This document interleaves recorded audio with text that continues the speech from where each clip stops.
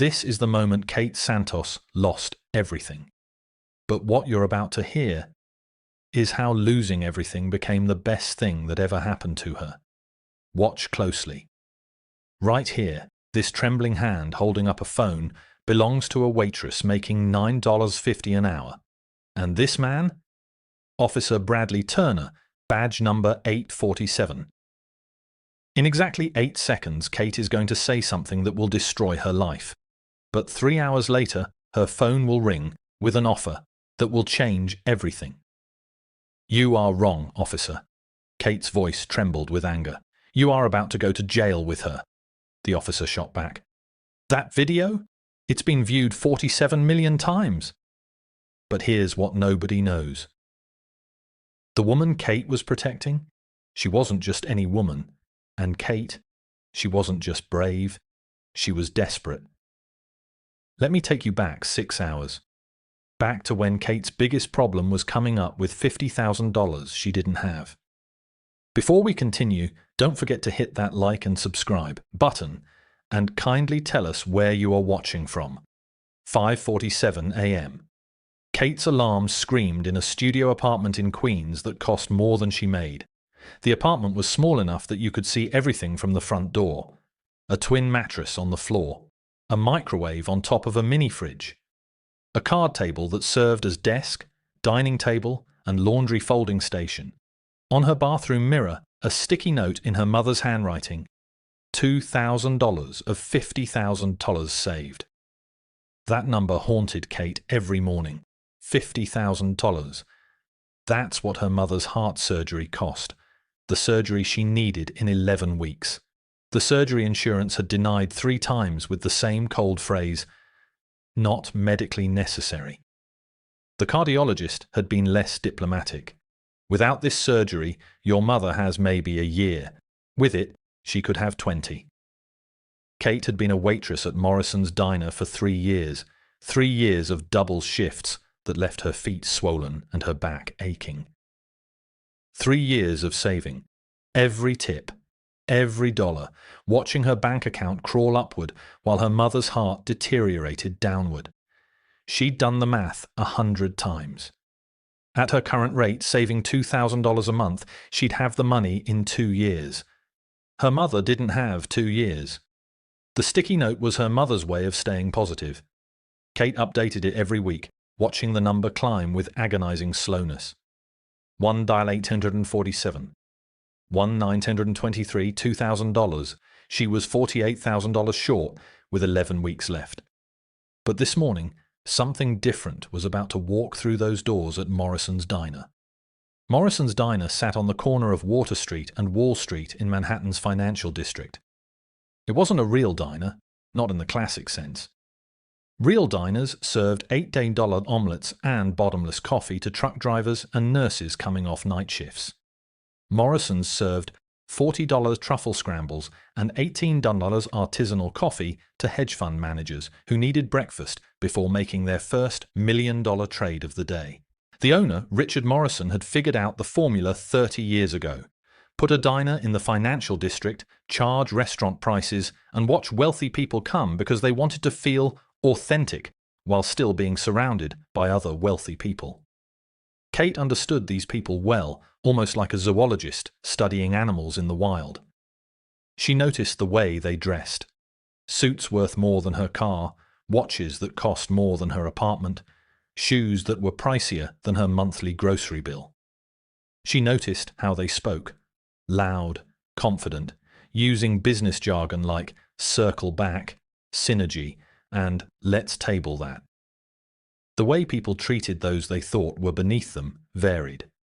Some were absent-mindedly kind, tipping generously without thinking twice. Others were casually cruel, snapping fingers, avoiding eye contact, and treating servers like invisible objects. Kate had learned over 3 years how to handle it. Her approach was simple. Read the customer and serve the need. If a rich guy was in a good mood, she stayed out of the way, taking the order and delivering the food quietly. Efficiency was key. If he was having a bad day, a warm smile and a simple, rough morning could turn a modest tip into something bigger. On a date? She kept it quick, respecting their space. But if someone was in a crisis, offering genuine care with a simple, "Are you okay?" could change everything. At 11:47 a.m., the door opened, and Kate's system was about to face its biggest test. Her name was Lauren Sutton, though Kate didn't know that yet. What Kate noticed first was the coat. Camel-colored cashmere, perfectly tailored, with a label Kate recognized from magazines she'd never be able to afford. Hermes. $30,000, minimum. What Kate noticed second was the contrast. The coat said wealth. The face said terror. Lauren's hands were shaking as she gripped her designer bag, another $15,000 of leather and status. Her eyes darted to every corner of the restaurant, like a prey animal checking for predators. Her hair, professionally styled that morning, was already coming undone from nervous touching. She sat in the corner booth. The power position, Kate thought. Back to the wall, eyes on the door. Kate grabbed a water pitcher and approached with her server smile, the one that said, "I'm here to help," without saying, "I'm going to interrupt your crisis." "Good morning. Can I start you with some water?" Lauren looked up, and Kate saw it immediately. This woman was about to cry. "Yes, thank you." Her voice was steady, but her hands betrayed her, trembling as she accepted the glass. Kate had a decision to make. The professional move was to take the order and disappear. But Kate's gut, the same gut that had kept her alive in this city for 3 years, said something else. "The seasonal menu is excellent today," Kate said gently. "But if you need a few minutes, that's completely fine. No rush." Lauren's eyes met hers. Just for a second, and in that second Kate saw recognition. Not of her personally, but of the kindness. "A few minutes, please." Lauren spoke softly. Kate nodded and walked away. From the service station she watched Lauren. 43 minutes. That's how long Lauren sat there, checking her phone every 30 seconds, taking tiny sips of water she clearly didn't taste, trying very hard not to fall apart in public. Kate refilled her water twice without being asked. Didn't push for an order, just existed nearby, available but not intrusive. At 12:30 p.m. Lauren finally looked at the menu. At 12:31 p.m. the door slammed open, and Kate's life split into before and after. Officer Bradley Turner, 6'2", 220 pounds of authority and aggression, 15-year veteran of the NYPD, and according to what Kate would later discover, Lauren's ex-husband's cousin, though that detail wasn't visible on his face. What was visible, he was angry, and his body cam wasn't on. The entire diner went silent. Conversations stopped mid-sentence. Forks paused halfway to mouths. Even the kitchen noise seemed to die down, as if the building itself was holding its breath. Bradley walked directly to Lauren's booth. No hesitation, no identification, no request. A command. "Lauren Sutton, you're coming with me. Now!" Lauren's face went white. Her hand moved instinctively to her phone. I haven't done anything wrong. My lawyer said I don't have to." Bradley leaned down, close enough that his badge was inches from her face, close enough that his voice, though low, carried across the silent restaurant. "Your husband's money won't protect you here. You're coming with me for questioning about the Henderson account. Either you walk out of here with me or I arrest you for obstruction." "That account was audited. I was cleared. You can't—" Lauren protested, her voice trembling with frustration. He grabbed her wrist. Not aggressively enough to be assaulted, just aggressively enough to make his point, his fingers wrapped around her arm, tight enough to leave pressure marks on her skin. Lauren's designer bag slipped from her hand and hit the floor, causing everything inside to spill out. The items that fell included prescription pill bottles, legal papers marked "Confidential Custody Hearing," a crayon drawing made by a child, a few business cards, and a court notice with tomorrow's date on it. Kate was standing about 10 feet away, frozen in place, holding a coffee pot. She just stood there, shocked by what she had seen. Her manager, Dave, 47 years old, 23 years at Morrison's, 3 ex-wives, and a mortgage he couldn't afford, grabbed Kate's arm and pulled her back. His whisper was urgent. "Don't.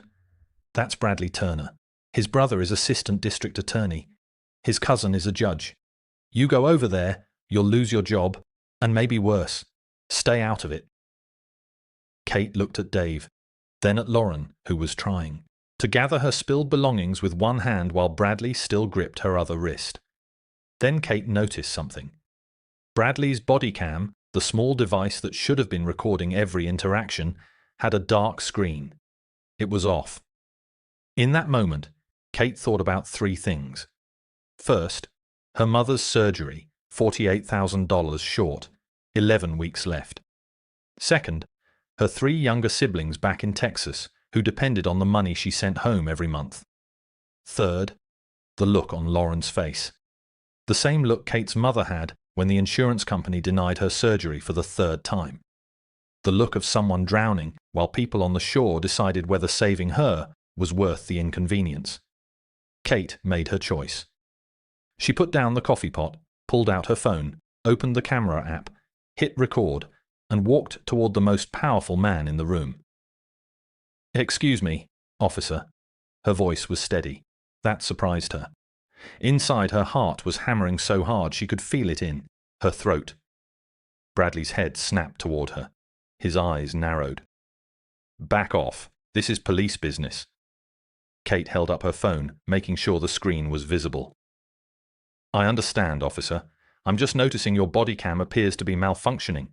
I'm recording for everyone's safety, yours, hers, and the restaurant's." The temperature in the room dropped 20 degrees. Bradley's jaw clenched. He released Lauren's wrist and took 2 steps toward Kate, close enough that she could smell the coffee on his breath, close enough that she could see the vein pulsing in his temple. "Turn that off now!" Bradley yelled. Kate's voice didn't waver. "It's my legal right to record in a public space, officer. Mom!" She looked past Bradley to Lauren. "Are you under arrest?" Lauren's voice was barely above a whisper. "No. He won't tell me what—" "Then you're free to leave," Kate said, her eyes still on Bradley. "Officer Bradley, without an arrest warrant or probable cause, this woman has the right to refuse to accompany you." Bradley's face went red. The kind of red that came from years of never being questioned, never being challenged, never being told no by people he considered beneath him. He stepped closer to Kate. So close that her phone camera captured every pore on his face. "You have no idea who you're messing with. I will destroy you, your job, your apartment, your entire life. I will make sure you regret this moment for the rest of your—" Kate raised her voice, loud enough for every customer to hear, loud enough that the kitchen staff stopped cooking. "Officer Bradley Turner, badge number 847. Are you threatening a civilian?" someone gasped. Someone else pulled out their phone. And then a voice from across the diner, a young guy in a tech startup hoodie, probably 25, probably never challenged authority in his life, shouted, "It's live on TikTok. 22,000 people watching right now." The room erupted. Phones came out, like guns in a western. Within seconds, a dozen cameras were pointed at Bradley. His eyes went wide. Kate watched him do the calculation. 1 waitress with a phone? He could handle that. 12 people filming? 22,000 watching live? That was a different equation. Bradley's voice dropped to a hiss, meant only for Kate. "This isn't over, not even close." He turned and walked out, slamming the door hard enough to rattle the windows. The diner erupted in whispers. Excited chatter. Nervous laughter. Kate's hands started shaking. The adrenaline that had kept her voice steady suddenly had nowhere to go. The phone trembled in her grip. Lauren was crying, silently, mascara running down her face. And Dave, Kate's manager, was walking toward her with a look that said exactly what was coming next. His office was in the back, barely bigger than a closet. It smelled like old coffee and disappointment. As soon as the door was half closed, Dave cut in. "You're fired." Kate's voice came out flat. "I'd do it again." "Then you're an idiot." Dave sat heavily in his chair. "That woman's ex-husband, he's a federal judge under investigation for corruption. You just painted a target on your back for a stranger you'll never see again. Bradley's family has connections everywhere. They'll blacklist you. Good luck finding another job in this city." "She needed help," Kate said. "And you needed this job. You've got your mum's surgery, your siblings' tuition. You think your moral victory is going to pay for that?" David responded angrily. Kate had no answer. "Clear your locker. I want you out in 20 minutes. Kate walked out of that office with 3 things. Her last paycheck, $814 after taxes. The tips from her locker, 1,005 hours in crumpled bills and spare change, and absolutely no idea what she was going to do next. Her phone buzzed. The video had 100,000 views, then 500,000, then 1 million. The comments were flooding in. Hero. This waitress has more courage than most cops. Officer Bradley just ended his own career. Someone, find this girl and give her a better job.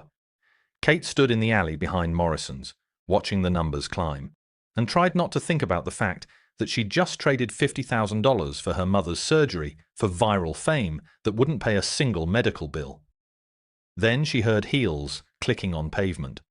Lauren Sutton was waiting by a black Mercedes that probably cost more than Kate would earn in 5 years. She was still crying. "You don't understand what you just did." Lauren's voice was raw, her expensive makeup ruined, her perfect hair disheveled. Kate stayed quiet, allowing her to talk. "My ex-husband is Judge Marcus Webb, federal court. He's under investigation for taking bribes, fixing cases, the whole thing. The FBI is building a case, but it takes time. And while they're building it, he's using every connection he has to destroy me." Lauren pulled a tissue from her bag with shaking hands. "We have 2 children, 8 and 6. The custody hearing is tomorrow. Marcus knows he's going to prison, so he's trying to take my kids before the indictment drops. He's claimed I'm mentally unstable, financially irresponsible, and a danger to them." "Are you any of those things?" Kate asked quietly. "No. But he has friends. Powerful friends. Officer Bradley is his cousin.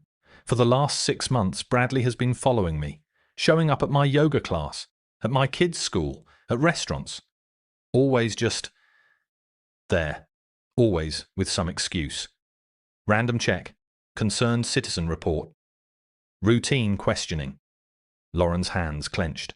"My lawyers told me he was trying to provoke me.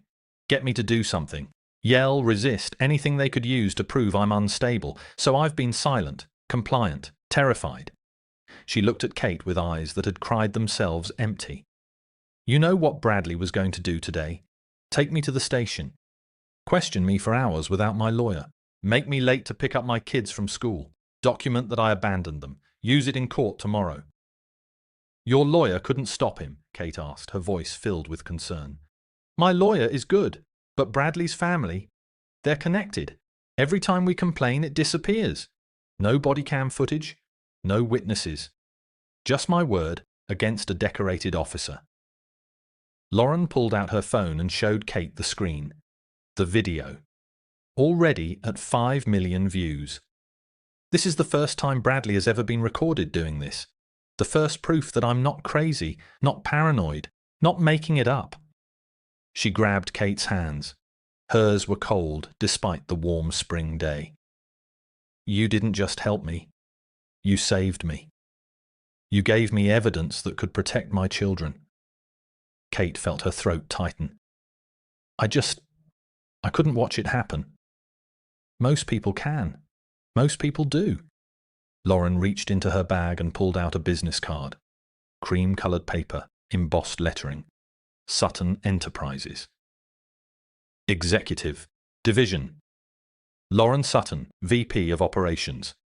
"Please, call this number tomorrow. Please," Lauren said, handing over the business card to her. Kate took the card, nodded. She watched the Mercedes pull away and stood in that alley for 10 minutes, trying to process everything. Then she went home to her tiny apartment and watched her life fall apart in real time. By 10 p.m., the video had 8 million views. By midnight, Kate had 12 rejection emails from restaurants she'd applied to. Word traveled fast in the service industry. Troublemaker. Liability. Not a team player. Dave had made his calls. By 2 a.m., she was staring at her bank balance on her phone screen. 2,047 members. Her mother's surgery was in 11 weeks. She was $47,152 short, and she just made herself unemployable in Manhattan. Kate didn't sleep that night. She sat at her card table doing math that didn't work no matter how many times she tried it. Rent, $1,100, due in 3 days. Phone bill, $80, money sent. Home to her siblings, $500. She couldn't cut this. Her sister's college tuition was due. Food, $200 if she was careful. That left $0. 0 for savings. 0 for her mother. 0 for emergencies. She'd made a choice in that diner. The right choice. The moral choice. And the moral choice was going to kill her mother. At 3:47 a.m., Kate finally fell asleep at her card table, her head on her arms, tears dried on her face. At 8:47 a.m., her phone rang. Kate almost didn't answer because it was an unknown number. Usually those calls were either from debt collectors or spam, but something made her decide to pick it up anyway. A woman's voice greeted her. There was a brief silence. Then Lauren's voice came on the line. Stronger, more composed than yesterday. Kate, I hope I'm not calling too early. No, not at all. Is everything okay? Better than okay. The custody hearing was this morning. Your video gave us everything we needed. I got full custody. Marcus gets supervised. Visitation only, pending his trial. Kate felt her chest tighten with relief. I'm so glad. Really. But that's not why I'm calling, Lauren said. Then there was silence. I've had my team research you, Kate, thoroughly. I hope you'll forgive the invasion of privacy, but when someone shows the kind of character you showed yesterday, I pay attention. Kate's stomach dropped. Research. That meant they knew everything. Your mother needs heart surgery, mitral valve repair. $50,000 that insurance won't cover. You've been supporting 3 younger siblings since your father died 4 years ago. You graduated top of your high school class, but couldn't afford college. You've been working 60-hour weeks for 3 years, saving every penny. Kate's voice came out as a whisper. How do you know all that? Because when someone shows courage, quick thinking, and moral clarity under pressure, when they have everything to lose and still do the right thing, I don't just say thank you. I pay attention. Lauren paused. I'm offering you a position, Kate. Executive Assistant to the VP of Operations at Sutton Enterprises. That's me. Starting salary, $85,000 per year. Full health insurance for your entire family, including immediate coverage for your mother's surgery. And a signing bonus of $50,000 that will be wired to your account today if you accept. Then there was silence.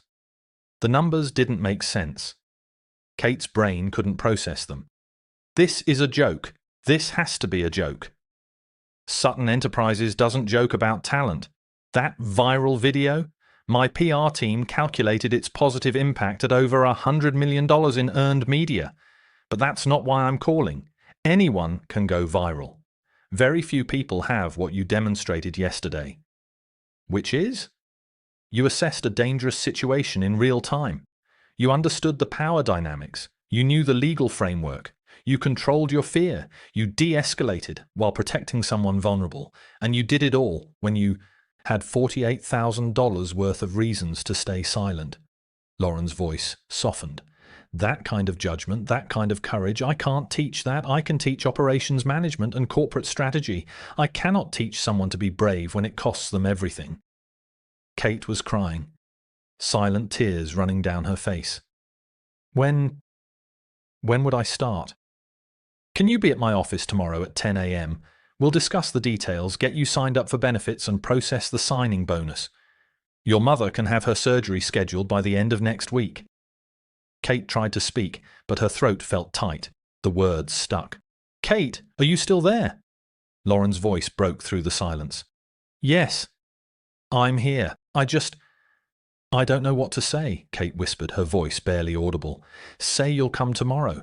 Say you'll give this a chance, Lauren urged, her tone soft yet pleading. Kate looked around her tiny apartment, at the sticky note on the bathroom mirror, at the rejection emails, still open on her laptop. at the math that would never work, no matter how many times she tried it. "I'll be there," Kate whispered. "Thank you. No, thank you. For seeing me yesterday when everyone else looked away. Get some rest, Kate. Tomorrow your life changes," Lauren responded. The call ended. Kate sat on the floor of her tiny apartment and cried for 20 minutes straight. Then she called her mother. "Mama, you're getting your surgery, and I can't explain how yet, but everything just changed." That afternoon, Kate signed the contract at Sutton Enterprises. The signing bonus hit her account by 6 p.m. $50,000, the exact amount her mother needed. Within 2 weeks, her mother was scheduled for surgery at Mount Sinai Hospital. Full coverage under Kate's new health plan. Kate's siblings received tuition assistance and moved into a one-bedroom apartment in Brooklyn. Within a month, the surgery was successful. The surgeon said Kate's mother could expect 15 to 20 more years. Kate completed her onboarding and started learning the business. Software systems, company structure, financial terminology. Some days she felt like she was drowning. Other days she was learning to swim. Within 6 months, she wasn't just managing Lauren's calendar anymore. She was sitting in meetings, asking questions, coordinating between departments. She'd started taking online business classes through the company's education benefit. She studied every night from 8 to 10 p.m., then collapsed, exhausted. It was the hardest she'd ever worked. It was also the happiest. Lauren offered Kate a promotion to Associate Operations Manager with her own small team. The role came with a salary of $95,000, along with increased autonomy, authority, and responsibility. Without a second thought, Kate accepted the offer. Kate Santos, age 28, sat in her office on the 39th floor of Sutton Enterprises, Director of Operations, managing $2.3 billion in investments. Salary, $135,000. Accepted to Columbia Business School's Executive MBA program, full tuition paid by the company. This is the moment Kate Santos lost everything. But what you heard is how losing everything became the best thing that ever happened to her. The question is, when your moment comes, when doing the right thing will cost you everything, will you be brave enough to pay the price? Because sometimes the price of courage is everything you have. But the reward? The reward is everything you never knew you could become.